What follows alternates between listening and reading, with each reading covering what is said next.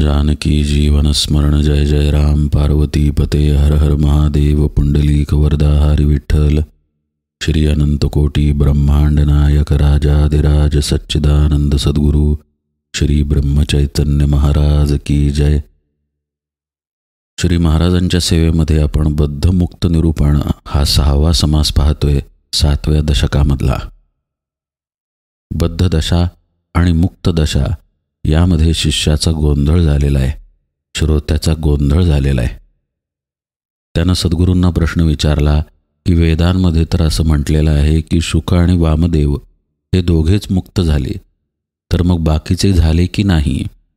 कसं मानायचं बाकीचे झाले? कारण वेद तर या दोघांचंच नाव घेतात। आता ही श्रोत्याची शंका खरं म्हणजे सद्गुरूंनी फेडून टाकली, पण प्रश्न अजून संपला नाही। कालपर्यंत आपण 35 ओव्या पाहिल्या। या ओव्यांमध्ये सद्गुरूंनी नाना प्रकारे सांगितलं की वेदांची आज्ञा प्रमाण आहे, वेदांचा शब्दनशब्द पवित्र आहे। इतकंच काय, एका अक्षराचं जरी स्मरण केलं तरी तो व्यक्ती पवित्र होऊन जातो, असे वेद आहेत। ते वेद जेव्हा सांगतात की शुक वामदेव हे मुक्त झाले, त्या अर्थी त्या वेदांमध्ये त्या मुक्तीचं सामर्थ्यही आहे। त्यामुळं आणि कुणी मुक्त झाले नाहीत असं मानणं म्हणजेच वेदांचं सामर्थ्य नाकारण्यासारखं नाही का? जर आणि कुणी मुक्त झालेच नसते तर वेद आजपर्यंत टिकलेच नसते असं सद्गुरू सांगतायत। तरीही श्रोत्याचा प्रश्न कायम आहे। आता 36व्या ओळीमध्ये त्याने तो प्रश्न पुन्हा एकदा विचारलाय आणि पुढे मग सद्गुरू त्याला काय सांगतात ते आपण पाहूया। वेदशास्त्र पुराणे कैसी होती अप्रमाणे, दोघां वाचून तिसरा कोणे उद्धरावा। एवढं सगळं सांगूनही सद्गुरूंना श्रोत्यानं पुन्हा प्रश्न विचारलेला आहे की वेदशास्त्रांना पुराणांना अप्रमाण कसं मानावं? खरं म्हणजे सद्गुरू अप्रमाण मानतच नाही आहेत, पण श्रोता अडून बसलेला आहे की या दोघांच्याच उद्धाराचा उल्लेख पुस्तकामध्ये आहे। मग तो सद्गुरूंना म्हणतोय या दोघांचाच उद्धार झालेला नाही आहे ना, पुष्कळांचा झाला ना, मग आणि कोणाकोणाचा उद्धार झाला? आता या प्रश्नाला पुन्हा सद्गुरूंनी यादी दिलेली नाही, कारण तशी ती देणं केवळ अशक्य आहे। असंख्य महात्म्यांचा उद्धार झालेला आहे। पण सद्गुरू काय म्हणतायत ते आता फार महत्त्वाचं आहे।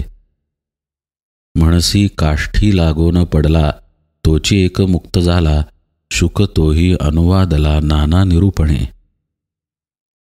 सद्गुरू शिष्याला किंवा श्रोत्याला म्हणतायत, तुला असं वाटतं का की एखादा लाकडाचा ओंडका निपचिप पडून असावा, तसा जर महात्मा पडून राहिला ब्रह्मज्ञानामध्ये तरच तो मुक्त समजावा? आता खरं म्हणजे श्रोत्यानं हा निकष मांडला नाही, पण सद्गुरू हा निकष उत्तरामध्ये का सांगतायत ते आपण पाहूया। श्रोता जो आहे तो अर्थातच पूर्णपणे अज्ञानामध्ये आहे, पण जिज्ञासू आहे। ही जिज्ञासा त्याची खरी आहे, ढोंग नाही आहे। तो खऱ्या जिज्ञासेपोटी सद्गुरूंना हा प्रश्न विचारत आहे। कसं होतं, चर्मचक्षूंना जे महात्मे दिसतात ते व्यवहारात वर्तन करत असताना दिसतात। ब्रह्मचैतन्य महाराजांची बिरुदावली आहे, श्री अनंत कोटी ब्रह्मांड नायक राजाधिराज सच्चिदानंद सद्गुरु श्री ब्रह्मचैतन्य महाराज। आता या शब्दांना नीट जर पाहिलं, या शब्दांचं नीट अवलोकन केलं तर ही बिरुदावली कोणत्याही मनुष्याला देण्यासारखी नाही। अर्थ स्पष्ट आहे की श्री महाराज हे सामान्य मनुष्य नाहीत। अनंत कोटी ब्रह्मांडांचे नायक ते आहेत, सच्चिदानंद अशा अवस्थेमध्ये आहेत। आता हे वर्णन जे आहे ते खरं म्हणजे आत्म्याला लागू पडतं। अनंत कोटी ब्रह्मांडांचा करता धरता खरं म्हणजे आत्माच आहे। सच्चिदानंद स्वरूप हे आत्म्याचंच वर्णन आहे। गोंदवल्याला गेलं तर श्री महाराज मात्र आपल्याला चालताना बोलताना दिसतात, शेतात काम करतील, निरूपण करतील, रामापुढे कीर्तन करतील, नाचतील, लहान बाळांमध्ये रमतील, भक्तांशी संवाद साधतील, कुणाच्या घरी जेवायला जातील तर कुणाला जेवायला बोलावतील। मग हे सगळं कसं काय शक्य आहे? इथे खरी शिष्याची शंका आहे, श्रोत्याची शंका आहे। त्याचा असा समज आहे की ब्रह्मरूप होणं, देहबुद्धीच्या पलीकडे जाणं म्हणजे प्रपंचात, संसारात मुळी नसणंच. पण हा त्याचा गैरसमज आहे. तो सद्गुरू घालवण्याचा प्रयत्न करतायत. ते श्रोत्याला म्हणतायत, लाकडासारखा निपचिप पडला म्हणजेच ज्ञानी असतो, मुक्त असतो असं तू समजतोयस का? तू शुकवामदेवांचा दाखला देतोस ना, मग शुकदेव तरी निपचिप कुठे पडून राहिले होते? अनेकदा त्यांनी अध्यात्मावर निरूपण केलेलं आहे. शुकमुक्त ऐसे वचन वेद बोलिला हे प्रमाण, परी तो नव्हता अचेतन ब्रह्माकार. समर्थांच्या उपदेशातील स्पष्टता पहा. शुकमुक्त आहे हे वेदवचन प्रमाणच आहे, पण शुकदेव ब्रह्माशी ऐक्य पाहून अचेतनासारखे निपचिप पडून राहिले नव्हते. अचेतन ब्रह्माकार असता शुकयोगेश्वर, तरी सारासार विचार बोलणे न घडे. असं जर कुणी निपचिप पडून राहिलं तर ती व्यक्ती उपदेश कसा करणार? सारासार विचार बोलून कसा दाखवणार? जी व्यक्ती पूर्ण देहबुद्धीमध्ये बुडलेली आहे ती व्यक्ती मुक्त दशा कल्पनेतही आणू शकत नाही. अहो, देहबुद्धीमध्ये ती दशाच नाही तर देहबुद्धी त्या दशेची कल्पना कशी करणार? त्या आत्मज्ञानाच्या अवस्थेमध्ये गेल्यानंतर व्यवहार, प्रपंच, संसार सर्व काही करता येतं, हे सद्गुरू शिष्याला समजावून सांगतायत. आता शुकदेवांनी काही संसार केला नसेल आपल्यासारखा, पण जेव्हा ते म्हणतात की शुकदेवांनी निरूपण केलं, शुकदेवांनी उपदेश केला, तो ब्रह्माशी ऐक्यता पावलेले असतानाच केला. शुकदेव खूप लांबचं उदाहरण झालं. आपण जनाबाईंचं उदाहरण घेऊया. त्या ब्रह्माशी ऐक्यता पावलेल्याच होत्या, पण नामदेवांच्या घरी काम करतच होत्या. कुठे निपचिप होऊन दगडासारख्या बसल्या नाहीत त्या. कबीर तरी कुठे बसले? इतर संतही पहा कुठे बसले? ब्रह्मस्थितीमध्ये असतानाच त्यांनी कार्य केलेलं आहे. पण प्रतिप्रश्न करताना शिष्य किंवा श्रोता शुकवामदेव यांचं उदाहरण देतो ना, म्हणून त्यांचंच नाव घेऊन समर्थ उपदेश करतायत की ते जर अचेतन राहिले असते तर बोलू शकले नसते, सारासार विचार मांडू शकले नसते, उपदेश करू शकले नसते. जो ब्रह्माकार झाला तो काष्ठ होऊन पडिला, शुक भागवत बोलिला परीक्षिती पुढे. जो ब्रह्माकार होतो तो लाकडासारखा अचेतन होऊन निपचिप पडून राहतो असं मानणं चूक आहे. शुकदेव मुक्त होते तरी त्यांनी परीक्षितापुढे भागवत सांगितलं. सद्गुरूंना इथे काय सांगायचं आहे हे समजून घेणं आवश्यक आहे. कर्म कोणत्याही परिस्थितीत टाकता येत नाही. कर्मापासून मुळात पळच काढता येत नाही. जसा आपला देह आहे तसाच एखाद्या ज्ञानी पुरुषाचाही देह आहे. देह आहे म्हटल्यानंतर त्याला तहान, भूक, कर्म सर्व काही आलं. जसं आपल्याला ते आहे तसंच ज्ञानी पुरुषालाही ते आहे. सुख, दुःख, मान, अपमान, प्रारब्ध भोग सगळे देहाला येऊन चिकटलेले आहेत. आपल्याला जसे ते आहेत तसेच संतांनाही आहेत. पण संत त्यामध्ये आपल्याला दिसतात का? कारण ते या बोधामध्ये गेले की ते म्हणजे देह नव्हेत. आपण मात्र स्वतःला देह समजून बसलो. त्यामुळे मग सुख, दुःख, मान, अपमान, निंदा, स्तुती, अनंत प्रकारचे प्रारब्ध भोग यामध्ये आपण अडकून पडलो.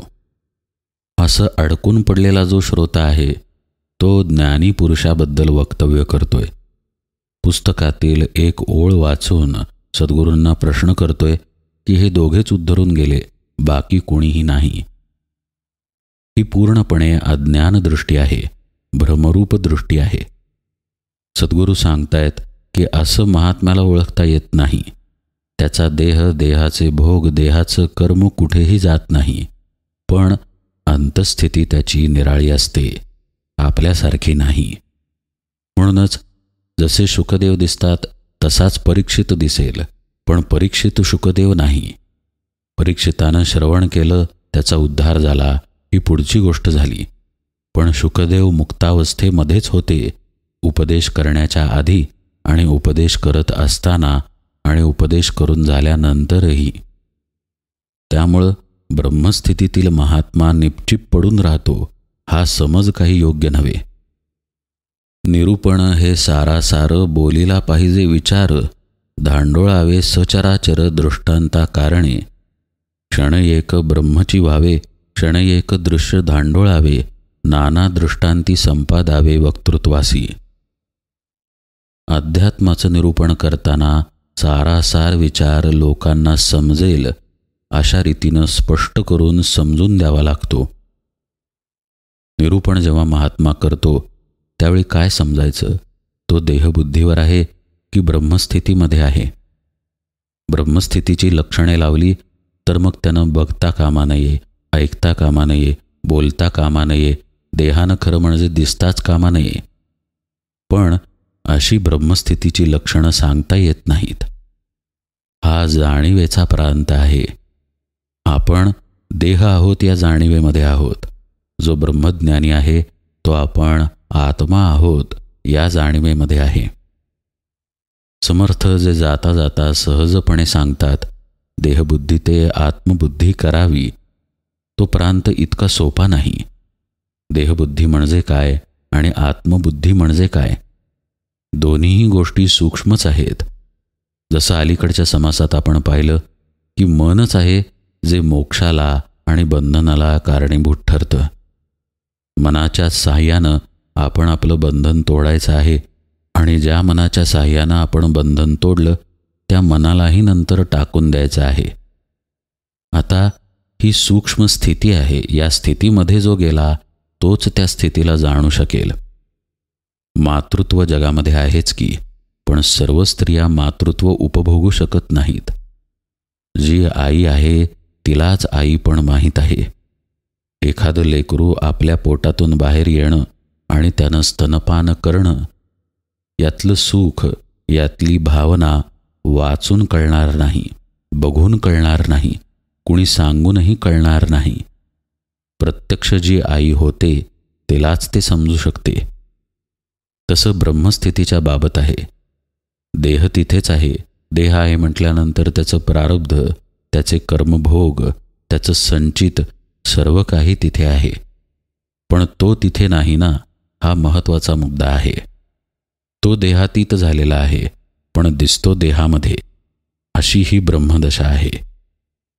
मग या ब्रह्मदशेमधला महात्मा जेव्हा निरूपण करतो, उपदेश करतो, तेव्हा त्याला दृष्टांत द्यावे लागतात.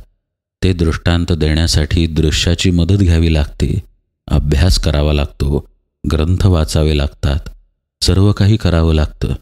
इतकंच नाही, समर्थ पुढे काय म्हणतायत पहा. क्षण एक ब्रह्मची व्हावे, क्षण एक दृश्य धांडोळावे, नाना दृष्टांती संपादावे वक्तृत्वासी. ब्रह्माबद्दल निरूपण करत असताना वक्ता क्षणभरासाठी ब्रह्मरूपच होतो. पण त्याला जर दृष्टांत द्यायचे असतील तर दृश्याचा आधार घ्यावा लागतो, वक्तृत्वाचा आधार घ्यावा लागतो. पण म्हणून तो ब्रह्मस्थितीमध्ये नाही असं म्हणता येत नाही. तो उपदेश करण्यापुरता देहबुद्धीचा वापर करत आहे. तमोगुण, रजोगुण, सत्वगुण हे जे गुण आहेत त्यामधील काही अंश वापरून तो कार्य करतो. याचा अर्थ तो ब्रह्मस्थितीमध्ये नाही असा काढता येत नाही. प्रभू रामचंद्रांचं उदाहरण पहा.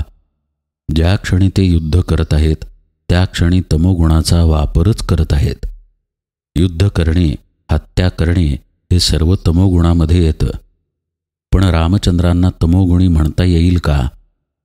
रामचंद्र ब्रह्मस्थितीमध्येच होते, पण ब्रह्मस्थितीमध्ये असून त्यांनी युद्ध केलं. हा गुणांचा केलेला वापर आहे तेवढ्यापुरता. लोकांना उपदेश करणं हे रजोगुणामध्ये येतं. महात्मा रजोगुणाचा वापर करून उपदेश करतो. याचा अर्थ महात्मा रजोगुणी आहे असा होत नाही. ताल, संगीत, नृत्य हे सर्व काही रजोगुणामध्ये येतं. कीर्तन करताना ताल लागतो, संगीत लागतं. कीर्तनामध्ये, भगवत कथेमध्ये प्रसंगी नृत्यही केलं जातं. मग भगवत भक्तीमध्ये चिंब झालेला महात्मा जेव्हा नाचत नाचत भगवंताचं महात्म्य सांगतोय त्यावेळी त्या महात्म्याला रजोगुणी म्हणावं का? रजोगुणाचा तो केलेला वापर आहे उपदेश करण्यापुरता. त्या गुणामध्ये महात्मा लिप्त होत नाही. तो ब्रह्मस्थितीमध्येच असतो. गुण गुणाच्या ठिकाणी असतो. तो गुण वापरता येतो कारण महात्म्यापाशी देह आहे. देहाला संबंधित हे गुण आहेत. महात्मा मात्र देहातीत अवस्थेमध्ये असतो. म्हणून सद्गुरू किंवा समर्थ पुढे जे सांगतायत शिष्याला ते महत्त्वाचं आहे. असो भागवत निरूपण शुक बोलिला आपण, तया अंगी बद्धपण लावू नये की. शुकदेवांनी स्वतः संपूर्ण भागवतावर निरूपण केलं, पण असं त्यांनी केलं म्हणून त्यांना बद्ध म्हणता येत नाही. हे कर्मच खरं, पण ज्ञानावस्थेतून केलेलं कर्म आहे. यासाठी देह वापरला खरा. हे करण्यासाठी शुकदेव दृश्यामध्ये आलेले दिसले खरे, पण त्यांना बद्ध म्हणता येत नाही. म्हणून बोलता चालता निचेष्टित पडिले नसता, मुक्ती लाभे सायोज्यता सद्गुरु बोधे. त्यामुळं चालणं बोलणं काहीही सोडावं लागत नाही. दगडासारखं काष्ठासारखं निपचिप पडावं लागत नाही. मुक्ती लाभते, सायोज्यता प्राप्त होते. फक्त सद्गुरूंचा बोध अंतरी ठसावा लागतो. माऊली ज्ञानेश्वर महाराजांच्या चरित्रामध्ये चांगदेवांची गोष्ट येते. 1400 वर्ष ते देहामध्ये होते. दरवेळी मृत्यू आला की आपला प्राण ब्रह्मांडात नेऊन ठेवायचे आणि मृत्यूला हुलकावणी द्यायचे. पण आत्मज्ञानापासून खूप दूर होते. या भावंडांना भेटल्यानंतर त्यांचा अहंकार पूर्ण लयाला गेला. मुक्ताबाई चांगदेवांचा चांग्या असा प्रेमानं उल्लेख करतात. त्यांना उपदेश म्हणून त्या एका अभंगात म्हणतात, झालासी तटस्थ नव्हे ती समाधी, उपायाची शुद्धी नेणोनिया. काष्ठा ऐसा जड तैसा तू झालासी, स्वरूप नेणसी शर्मोनिया. बोलता चालता देखता ऐकता, ढळेना सर्वथा तेची साधी.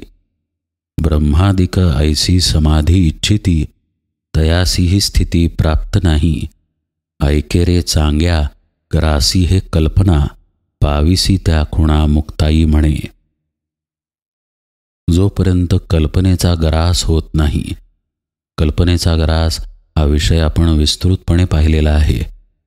आठवून पहा, देहबुद्धीची असलेली सबळ कल्पना, ती घालवण्यासाठी निर्माण केलेली शुद्ध कल्पना जी सद्गुरूंकडून मिळाली, त्या कल्पनेचा वापर करून केलेलं सबळ कल्पनेचं उच्चाटन आणि मग शुद्ध कल्पनेचाही झालेला निरास. या शुद्ध कल्पनेच्या निरासालाच मुक्ताबाई ऐकेरे चांग्या ग्रासी हे कल्पना असं म्हणतात. चांगदेवा, आपण ब्रह्म आहोत यातला मीपणासुद्धा गेला पाहिजे.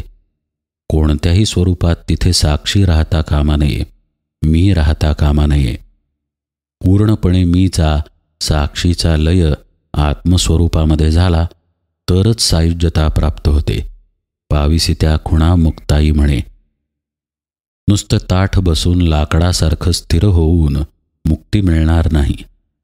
जी मुक्ती ब्रह्मादिकही इच्छितात अशी मुक्ती दुर्लभच आहे. जोपर्यंत मी आहे तोपर्यंत ती मुक्ती नाही, आणि जिथे मी नाही तिथे सायुज्यता आहे. मुक्ताई चांगदेवांना म्हणतात, झालासी तटस्थ नव्हे ती समाधी, उपायाची शुद्धी नेणोनिया. उपायाची शुद्धी इथे त्यांना सद्गुरुपदिष्ट साधनात सुचवायची आहे. नुसतं ताठ बसून लाकडासारखं स्थिर होऊन सायुज्यता मिळणार नाही. मग मुक्ताई चांगदेवांना काय साध्य करायला सांगतायत? बोलता चालता देखता ऐकता, ढळेना सर्वथा तेची साधी. या अभंगाच्या विस्तृत अर्थाकडे पुन्हा कधीतरी आपण येऊया. पण मुक्ताई जे चांगदेवांना सांगत आहेत तेच समर्थ इथे म्हणत आहेत. म्हणून बोलता चालता निचेष्टित पडिले नसता, मुक्ती लाभे सायुज्यता. पण कशाने? सद्गुरु बोधे. सद्गुरूंचा बोध सद्गुरुपदिष्ट साधनेनं अंतरी ठसला तर सायुज्यता प्राप्त होते. मग त्यासाठी तुम्हाला तुमचं कर्म टाकावं लागत नाही, ना लाकडासारखं दगडासारखं स्थिर व्हावं लागतं. गरज आहे आपला मी टाकण्याची. महाराज म्हणत नाहीत का, सर्वस्व दिलं पण स्व दिला नाही तर सर्व देऊनही काही उपयोग नाही, आणि काहीही दिलं नाही फक्त स्व दिला तर सगळं देण्याची गरजही नाही. सद्गुरुपदिष्ट साधना हा स्व द्यायला शिकवते. आपला स्व देहबुद्धीचा मी आपल्या स्वरूपामध्ये विलीन करायला शिकवते. असं विलिनीकरण झालं की तिथेच सायुज्यता आहे. त्याचा मार्ग एकच आहे, सद्गुरूंचा बोध.